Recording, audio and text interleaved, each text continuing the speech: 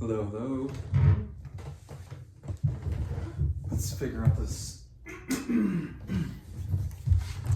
lighting. I really don't plan on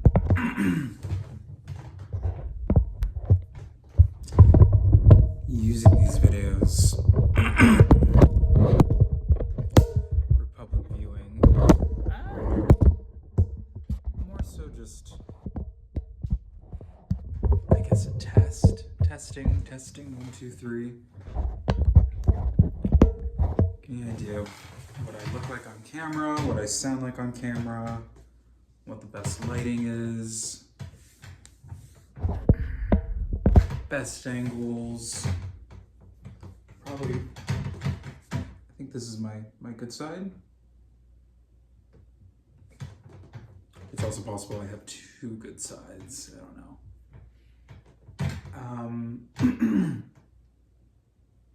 So it's day 7 of the new year, and I've only done 2 recordings that I have yet to actually. Sorry. Okay, this video is already starting off pretty rough, but we're gonna keep going. So I've only done 2 videos so far, and it's day 7 of the new year, so I would have liked to have this be my 7th video, but life happens, so I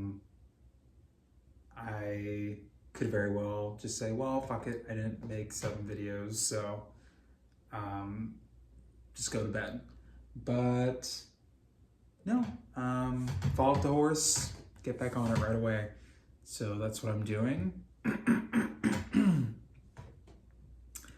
And I think it's just like the most important thing I could do is talking in these videos, listening to my voice, listening to my thoughts swirl about my head, come out of my mouth, and get recorded onto a video.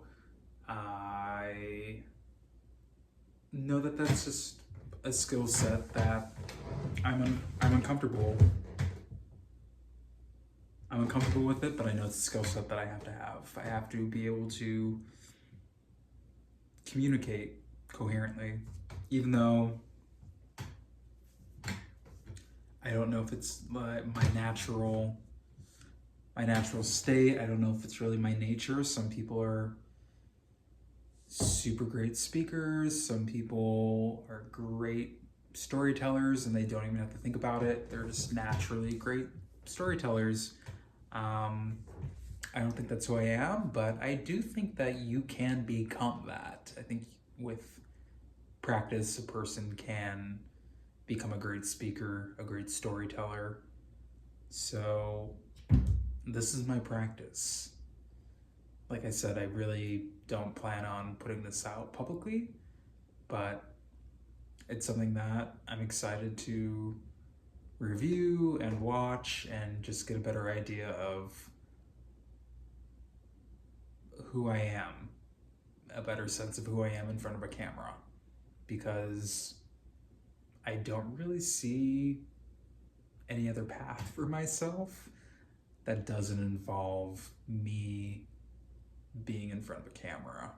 I think I'll be doing myself a disservice if I am avoidant of being in front of the camera. And I think that speaks for itself, because my life is kind of not where I want it to be, and I think part of that is just me avoiding the work that I need to do, which is speaking in front of a camera in many different ways. Speak in front of a camera through content creation, but also speak in front of a camera as an actor. I think there's a lot of money being left on the table by not pursuing acting roles. You know, last year I had started the new year with this idea that I would be doing a lot more auditions and I'd be doing commercial work and, you know, TV show auditions, but I didn't do one audition. I didn't film one monologue. I didn't post one YouTube video. B! Hey, be quiet. Shh. B.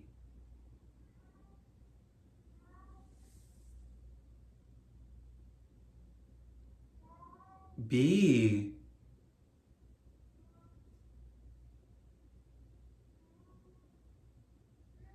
Shh.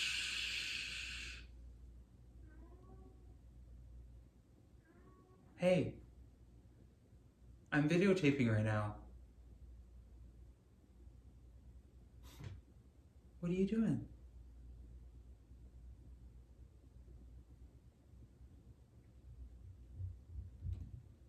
Oh, she's got it. So, if you don't know this about my cat, she's kind of a little bit of a superstar. Yeah? Kind of like the attention on you. That's okay, because she's really pretty, and that's why I adopted her. Because she's a pretty girl. She's nice.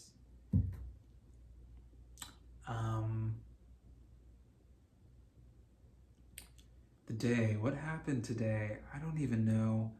The one thing that sticks out, there were a few things that happened today where I kind of felt icky about them. The big thing was at the grocery store, I was kind of mean to like Nana, you know, it was kind of like this older lady working at the self-checkout aisle, and you know, I was kind of having a freak out because I had inadvertently signed up for this app in the hopes that I could get a cash advance because I was short on money, and it ended up being kind of a scammy site where they were like taking money out of my account, and I didn't really realize until I was, you know, about to check out in the grocery store aisle and seeing like $80 out of my bank account. I'm like, I was so mad and trying to check out my groceries, and I was just like cursing, and you know, I tried to get this vitamin C serum that was like $25, and I was like, I can't really afford this, but I'm gonna invest in it because my skin is very important. But after this app was fraudulently taking money out of my bank account, I was just like cursing and like dropping things, and I was just like, fuck. And you know, the woman came up to me, and I was just kind of like really rude to her, and I like handed her the vitamin C for serum. I handed her the vitamin C serum, and was just kind of rude. And you know, there is no reason for me to be rude to her. She's just doing her job and trying to help, and I just felt really bad about that. And I still need to figure out how to deactivate my involvement with this fraudulent app called Albert.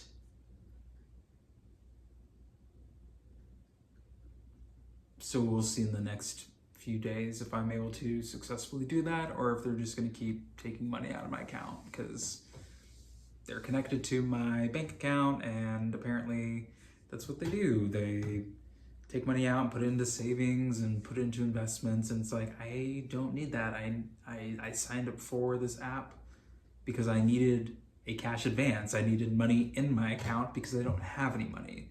So don't take money out of my account and put it into something else that I'm sure is probably very helpful for people who have money, but unfortunately I'm not that person.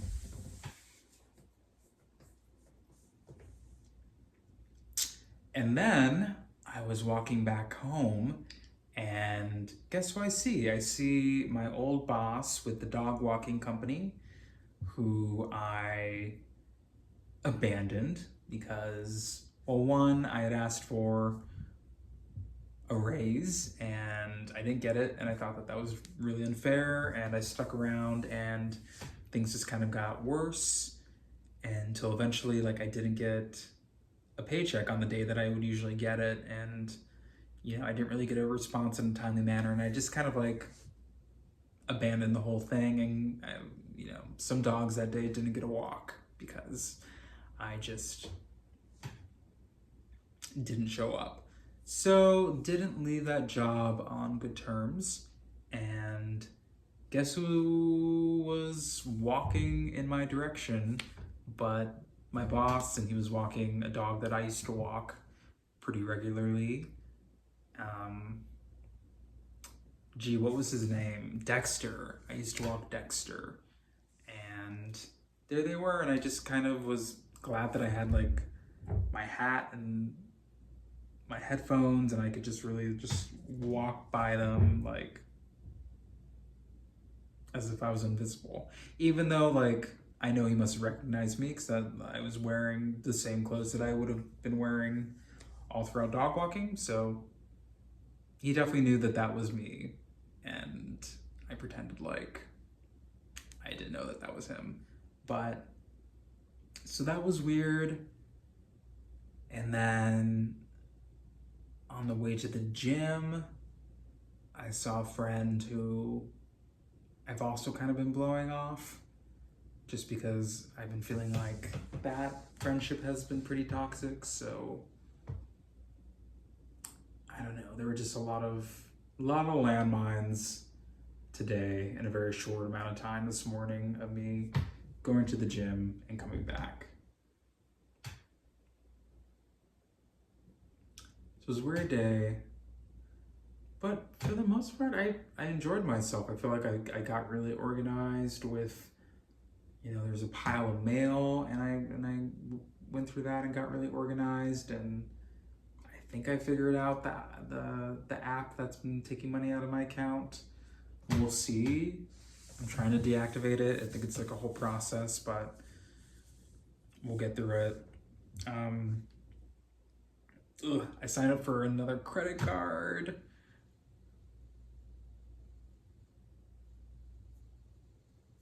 But at this point, whatever. I'm just trying to stay afloat.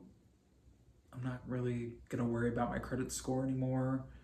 I was really focused on that 2 years ago, and I could get my credit score up as long as I was putting thousands of dollars into paying off credit cards. But once I stopped doing that and just kind of was like maintaining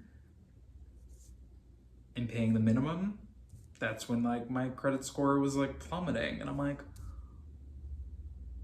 well, forget it. Like, I can't keep up with this. It doesn't even matter anymore.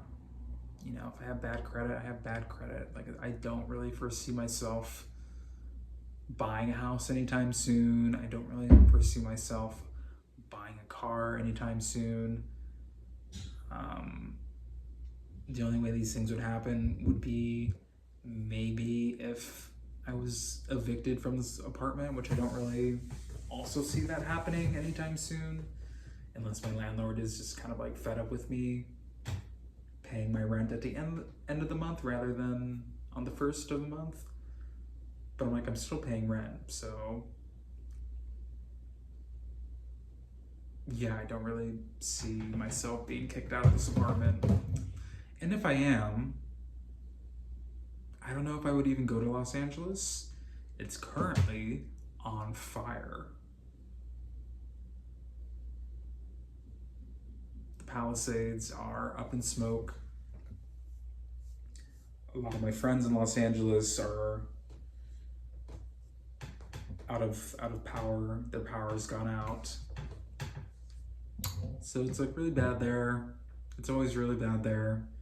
The industry is totally imploded on itself. I feel that a lot of people who were doing really well, a lot of people that were living here and then relocating to Los Angeles, I don't know if they're all doing as well as they were doing,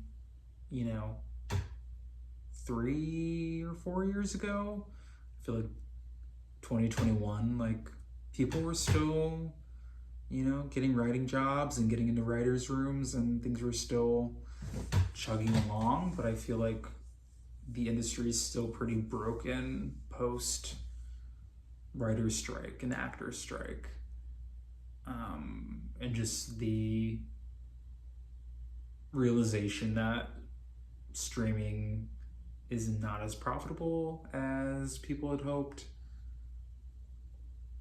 I don't know. The industry is a big mess. So for me to like move to Los Angeles to be in the industry just seems really silly. So I don't know. I feel like if things here in Chicago just collapsed on me, I would probably move to New York City, which is a place that is also a mess, but at least it's a place where there's multiple ecosystems. So it's not just like Los Angeles where it's just the film industry. And if the film industry is failing, then the whole town is fucked. At least in New York, it's like they got the fashion industry, they have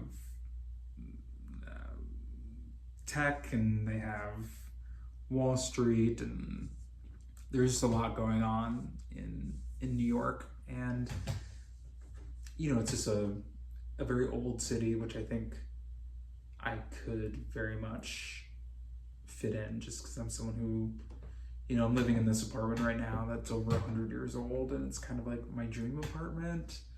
And yeah, being in New York was always a dream. Just being in a big city, I just always kind of saw myself being in a big city.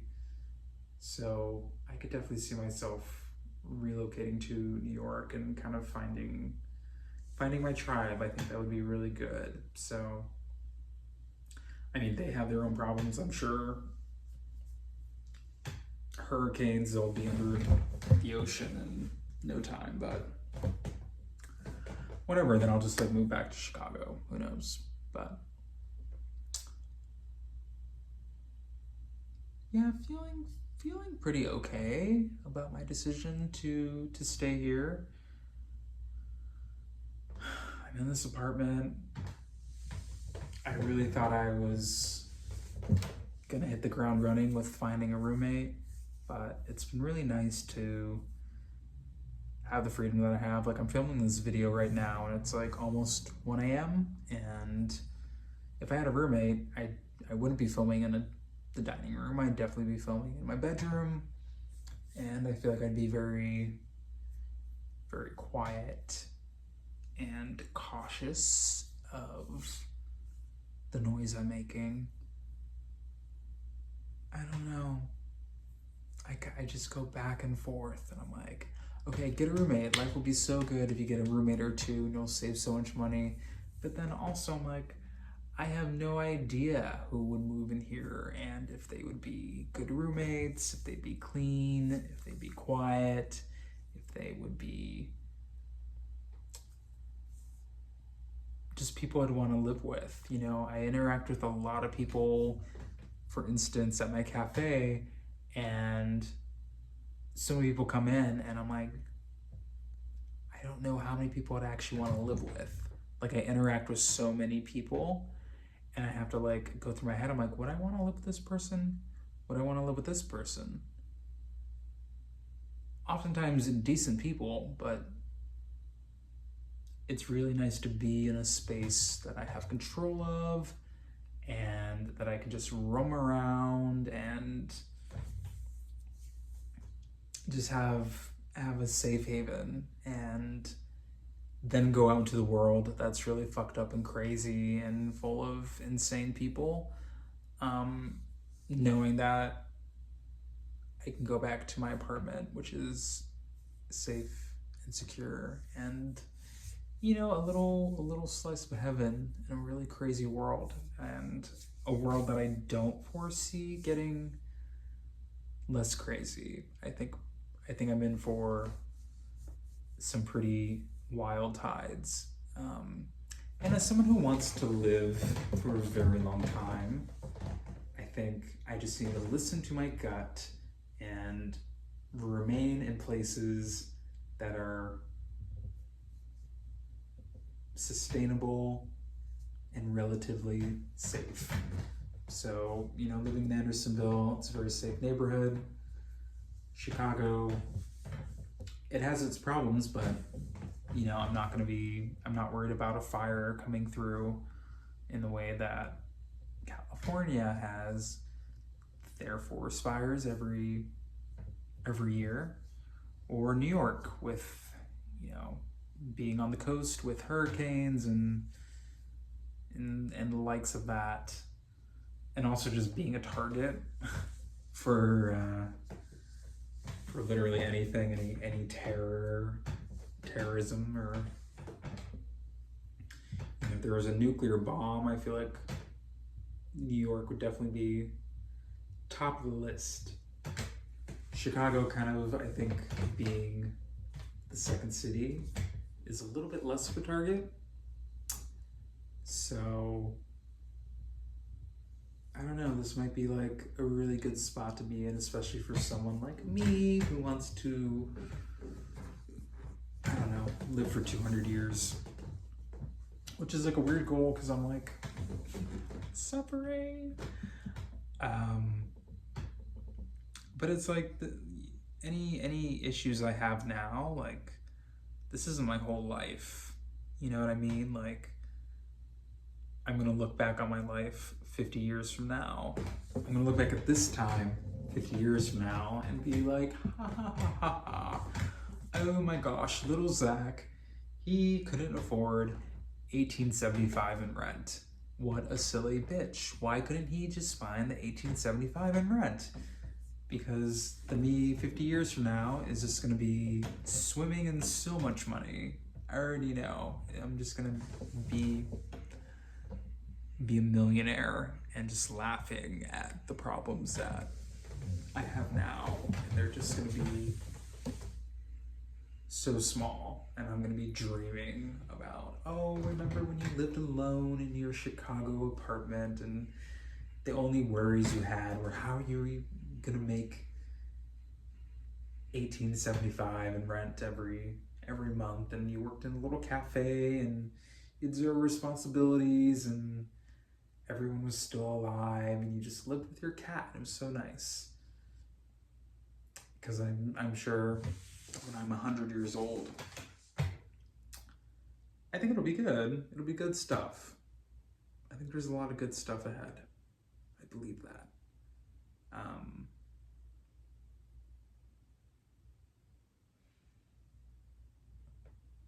Where am I going with all of this?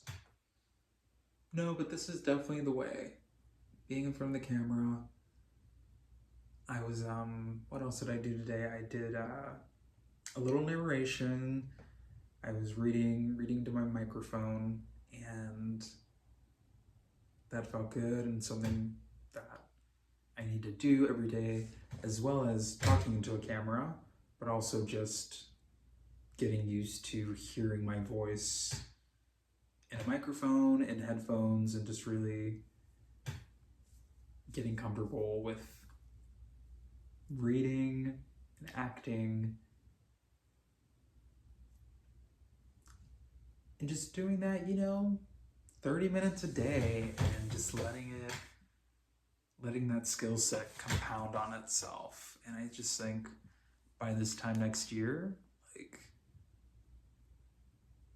I think it'll really prove to pay itself off. Because a lot of the vocal exercises and vocal warm-ups I am doing, they have paid off. I'm not the most perfect speaker, and I still get frustrated when I kind of trip over my tongue, and I have a little bit of a lisp still. But I'm doing much better than I was doing a few years ago, where I was very much talking out of this side of my mouth and nothing was aligned, and I just hated my voice.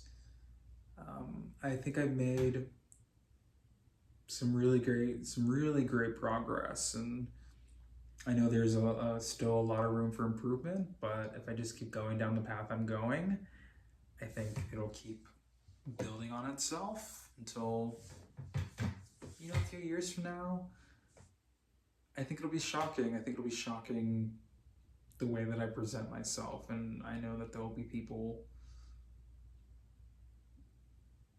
praising my voice, praising the way I present myself, and asking for advice on how they can achieve what I've achieved. And I know that that'll come, and it'll just be crazy because really I've spent my whole life being a pretty unconfident speaker, pretty shy, and having a lisp that I was just really embarrassed about from a very young age, and something that really held me back.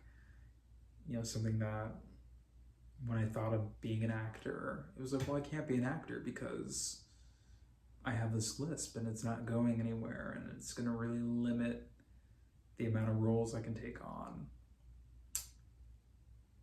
But now I have like a pretty good grasp, and I'm excited about the future, and I'm excited about my sober journey right now. It's been 7 days sober. Cause yeah, we're now the next day. We're now January 8th. So 7 full days, no smoking, no drinking. I feel good. I feel like I probably still have some substance in my body, and maybe that's coming through with me talking into the camera. Maybe I'm still a bit foggy. It's also pretty late and I'm pretty tired, but yeah, I'm excited to continue on my sober journey. I really hope it sticks this time. Like, I think I'm gonna go pretty strong with dry January. I gotta come up with a fun name for February. But I'll likely just continue to be sober and continue to prioritize my health, my mental health, and just reestablishing myself as a really ambitious person who wants a lot in their life, and realizing weed is great, but I end up sacrificing a lot to smoke weed. Namely, my self-esteem. Like, it really eats away at my self-esteem, and I really end up questioning everything about myself, and I'm just super low confidence when I'm high. And so I'm excited to slowly build up my self-esteem and my confidence, and not even just build it up to where I was pre-smoking weed, but to just excel, like to just go 100 feet above where I was prior. I got a lot of catching up to do, but I think it's all part of the journey that I was kind of predestined to go on. I don't think I've like wasted time. Like, I've definitely wasted time, but I don't know if the time I wasted was necessarily a waste of time. It was definitely better to kind of fuck up in a very contained environment that I've been in, rather than fucking up in a very public way. I'm glad I wasn't a child star, that I became famous when I was in my early 20s, because I think I definitely would have burnt out and fucked up, and messed up a lot of relationships that were would probably be really important. But now, I feel like I've done all of that, but done it in a very safe environment where nobody cares what the fuck I'm doing. So I can now go forward as an adult with experience, with history, and just make better better decisions. And with that, I have officially hit my 30-minute mark, which means I'm gonna turn off this camera and go to bed. I'm kind of tired. Okay. Good night.